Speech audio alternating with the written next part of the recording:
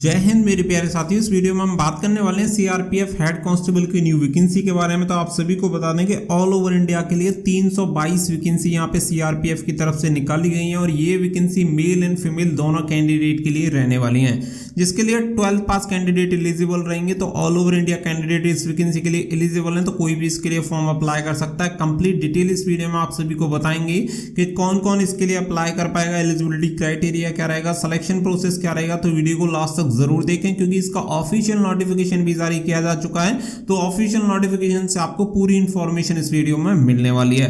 तो वीडियो को लास्ट तक जरूर देखें। वीडियो पसंद आए तो वीडियो को लाइक शेयर करके चैनल को सब्सक्राइब कर लें और बेल आइकन पर प्रेस कर लें ताकि फ्यूचर में आने वाली हर एक जॉब अपडेट का नोटिफिकेशन आपको सबसे पहले मिलता रहे।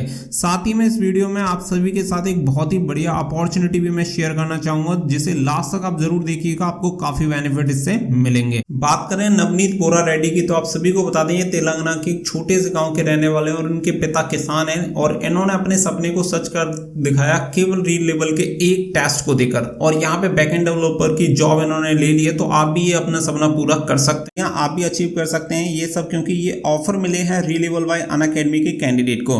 इनफैक्ट ऐसे ही 1400 से भी ज्यादा ऑफर दे चुका है री लेवल। री लेवल एक ऐसा प्लेटफॉर्म है जहां एक फ्री टेस्ट के थ्रू आप इंडिया की टॉप कंपनीज में जॉब ले सकते हैं, जैसे कि आपका पेप्सिको हो गया, स्विगी, ज़ाओमी एंड ऐसी ही 800 और। यही नहीं, सेम प्लेटफॉर्म आपको इन टेस्ट के लिए प्रिपेयर भी करवाता है री लेवल कोर्सेज के थ्रू। तो digital marketing, coding, tax, sales, HR जैसे 10 डिफरेंट डोमेन्स में आप अपना ड्रीम जॉब ले सकते हैं। एंड ये आपके किसी दूसरे कन्वेंशनल अपस्किलिंग प्लेटफॉर्म से बहुत अलग है, क्योंकि एवरी री level course come with 40 days certification guarantee. यानी कि अगर आप इसे एंजॉय नहीं करते हैं तो यहाँ पे सर्टिफिकेशन गारंटी आपको मिलती है और यहाँ पे आपको 14 दिन के अंदर कोर्स से विड्रॉ कर सकते हैं अगर आप सेटिस्फाई नहीं होते हैं, यानी कि फुल रिफंड। तो आपको कोई भी क्वेश्चन नहीं पूछे जाएगा, डायरेक्टली आप यहाँ पे रिफंड ले सकते हैं। तो ये अपॉर्चुनिटी शायद ही आपको कहीं और मिले। साथ ही में आपको बता देंगे बस यही नहीं, री लेवल के कोर्सेज मोबाइल पे भी आप एक्सेस कर सकते हैं, यानी कहीं पे आप बैठे हो, जब भी आपके पास फ्री टाइम है आप एक्सेस कर सकते हैं, वहां से स्टडी कर सकते हैं।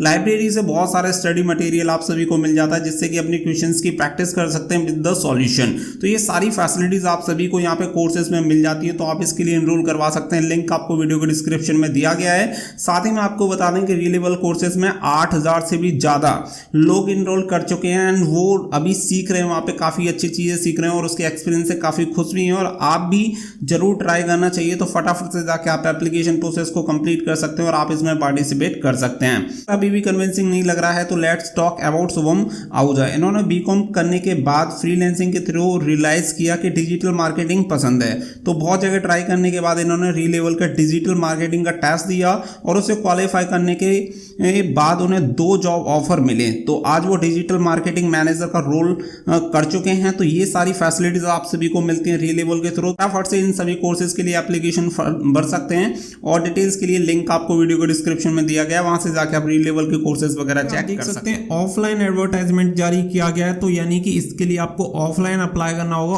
ऑनलाइन इसके लिंक जारी नहीं की जाएगी। और ये जारी किया गया है डीजी ऑफिस की तरफ से, सीआरपीएफ की तरफ से, मिनिस्ट्री ऑफ होम अफेयर्स की तरफ से।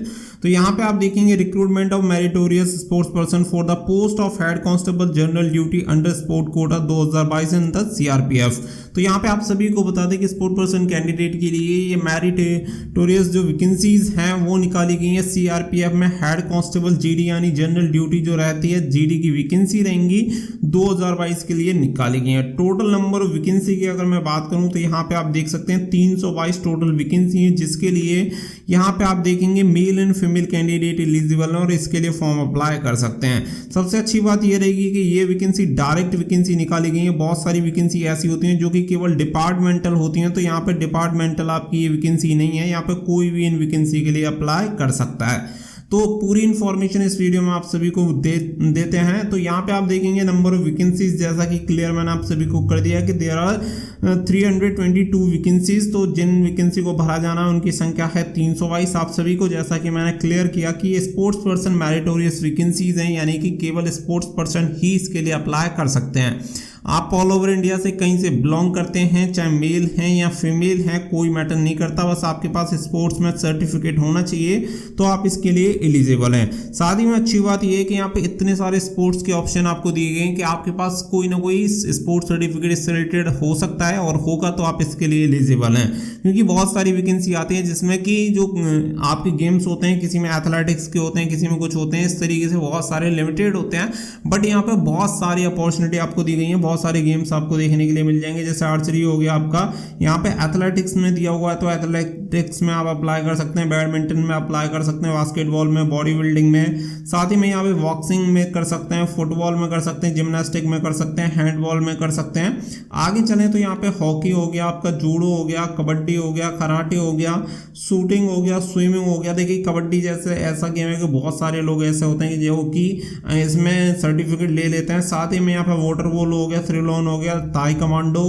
आगे बात करें वॉलीबॉल हो गया, वाटर स्पोर्ट हो गया, वेट लिफ्टिंग, रेसलिंग, और भी बहुत सारी अपॉर्चुनिटी, रेसलिंग यहाँ पे आप देखेंगे। साथ ही में आपके वुशु। तो यहाँ पे टोटल अगर हम बात करें तो टोटल 24 गेम्स में अगर आपके पास कोई सर्टिफिकेट है तो आप इसके लिए एलिजिबल और अप्लाई कर सकते हैं। साथ ही में यहाँ पे देखेंगे कि मेल एंड फीमेल दोनों कैंडिडेट के लिए वैकेंसी देखी गई है। तो कंप्लीट डिटेल इस वीडियो में आप सभी को यहाँ पे बता दी गई है वैकेंसी के बारे में।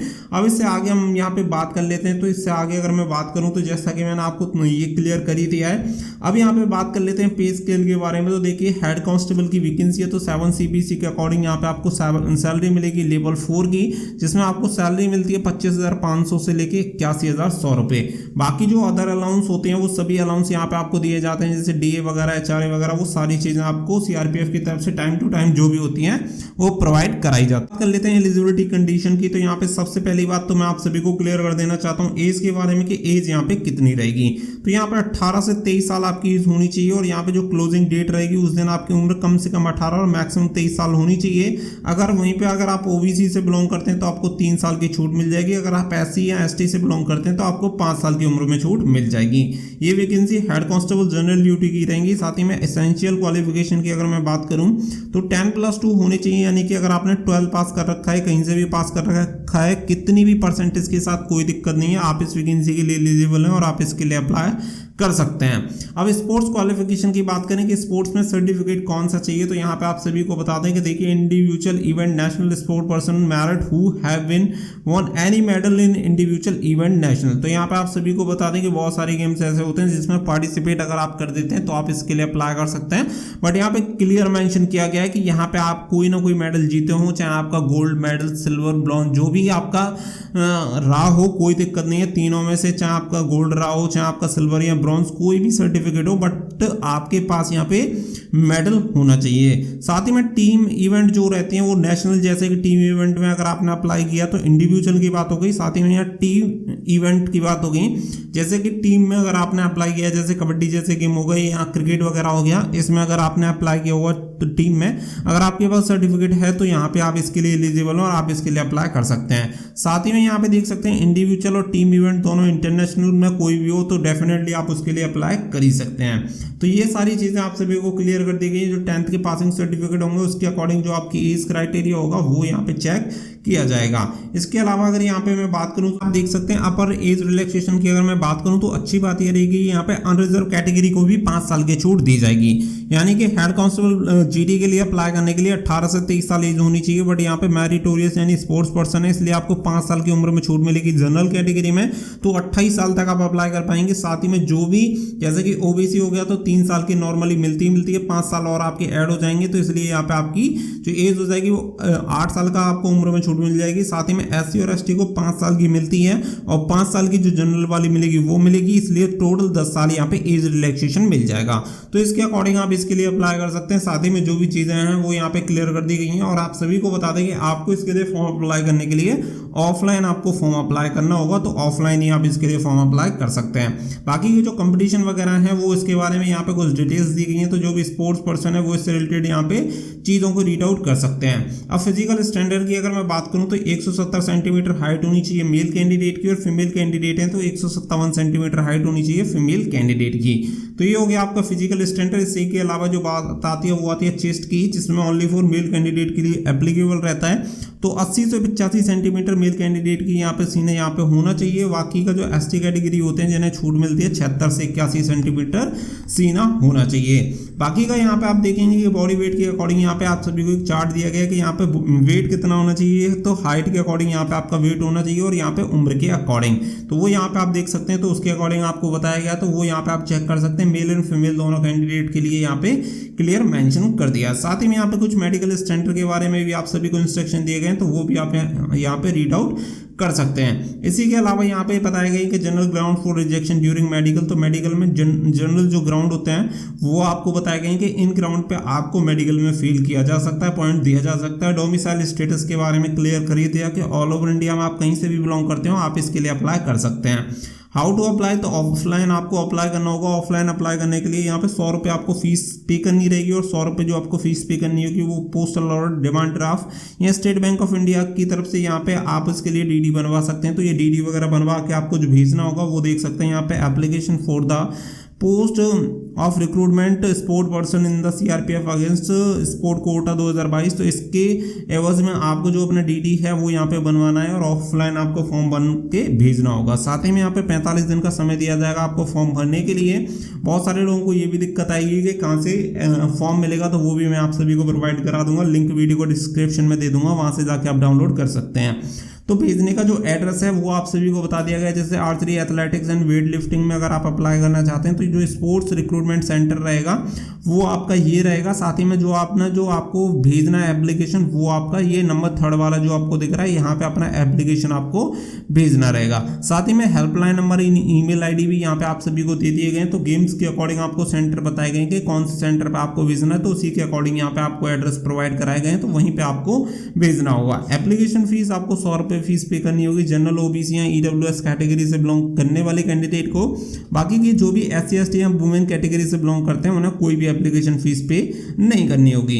नंबर 18 पे अगर मैं बात करूं सिलेक्शन प्रोसेस में, तो सिलेक्शन प्रोसेस में सबसे पहले आपका फिजिकल स्टैंडर्ड टेस्ट यानी पीएसटी रहेगा, पोस्ट ट्रायल टेस्ट रहेगा, फिर इसके बाद आपकी मेरिट लिस्ट बनती है और मेरिट लिस्ट बनने के बाद फिर आपका जो अगला रहेगा वो यहाँ पे आप सभी को बता दिया गया है कि इसके अकॉर्डिंग आपका जो स्पोर्ट ट्रायल रहेगा वो रहेगा। साथ ही में detail medical examination and review medical examination रहेगा। तो यहाँ पे जो आपका एग्जामिनेशन होगा, रिटन एग्जामिनेशन, वो आपका यहाँ पे कंडक्ट नहीं करवाया जाएगा, जो कि यहाँ पे आप देख सकते हैं। इसके बारे में कोई भी चीज़ यहाँ पे आपको नहीं बताई गई है। तो ये डिटेल्स कंप्लीट मैंने आप सभी को दे दी है, तो पूरी नीचे इन्फॉर्मेशन मिल जाएगी। साथ ही में जो आपका एप्लीकेशन फॉर्म है वो देख सकते हैं। एनेक्स नंबर 1 में आपको आपका एप्लीकेशन फॉर्म दिया गया है जिससे प्रिंट करवा के आपको भेजना रहेगा। तो उम्मीद करता हूँ कि पूरी डिटेल इस वीडियो में आप सभी को मिल गई होगी। वीडियो पसंद आई हो तो वीडियो को लाइक शेयर करके चैनल को सब्सक्राइब कर लें और बेल आइकन पर प्रेस कर लें ताकि फ्यूचर में आने वाली हर एक जॉब अपडेट का नोटिफिकेशन इसी तरीके से आपको सबसे पहले मिलता रहे। मिलते हैं अगली वीडियो में। So thank you for watching. जय हिंद, जय भारत।